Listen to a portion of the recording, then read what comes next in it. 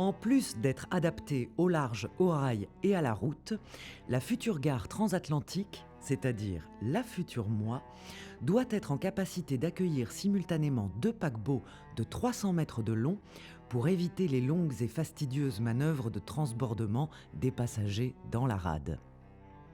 Monsieur Cognam, président de la Chambre du commerce, confie la réalisation du nouvel équipement à René Levavasseur, celui qui a construit l'hôtel Atlantique. Vous vous souvenez? C'est bien. Il s'agit de recevoir dans les meilleures conditions de confort plus de 175 000 passagers et 900 paquebots par an. Tout doit être pensé pour que passagers, bagages et sacs postaux transitent vite. C'est le maître mot.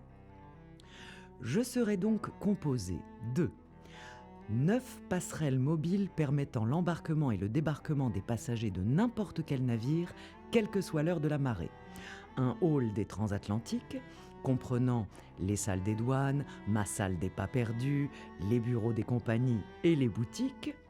Une voie charretière pour ceux qui arrivent par la route, un hall des trains et ses 4 voies ferrées reliant Cherbourg à Paris.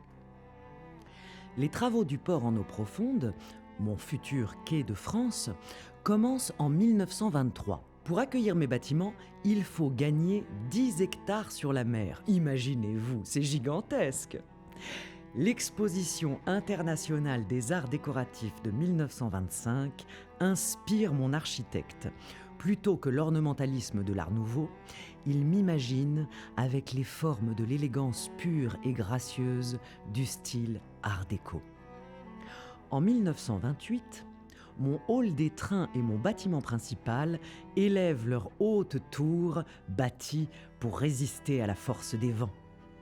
En 1931, on pose enfin des feuilles de cuivre sur ma toiture et Monsieur Cognam place la dernière pierre de mon campanile. Il fait la fierté de toute la ville.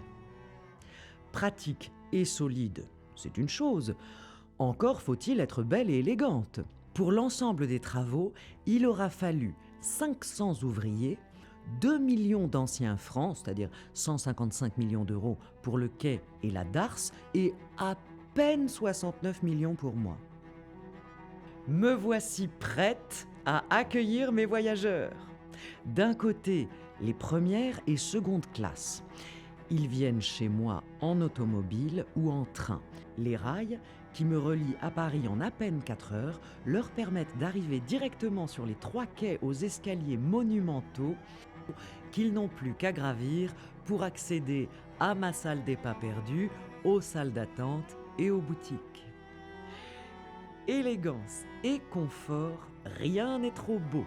Pour accompagner mes acajou, de superbes fauteuils en cuir meublent mes salons ainsi que des tables de correspondance pour ceux qui souhaiteraient profiter du bureau de poste avant le départ. Il y a aussi un bureau de change et un buffet de bar pour se restaurer, bien sûr. 30 juillet 1933. Les rues de Cherbourg sont en fête. À 11h15, la locomotive Bugatti présidentielle entre en gare. J'ai le cœur qui bat à tout rompre. Le président Albert Lebrun s'avance vers moi et, à 13h, il coupe mon ruban d'inauguration. La presse internationale est unanime. Je suis la plus belle gare maritime du monde.